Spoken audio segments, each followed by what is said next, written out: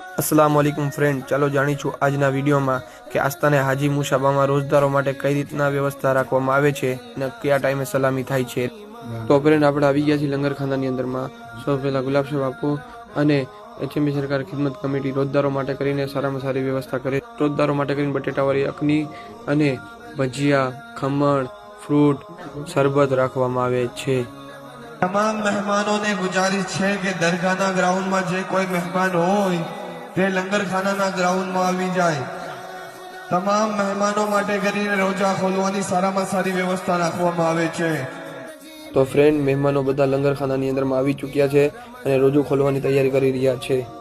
રોજુ ખોલ્યા બાદ મગરીબની નમાજ જમાતસર થશે। મગરીબની નમાજ બાદ સરકારની સલામી થશે અને દુઆએ ખેર થશે।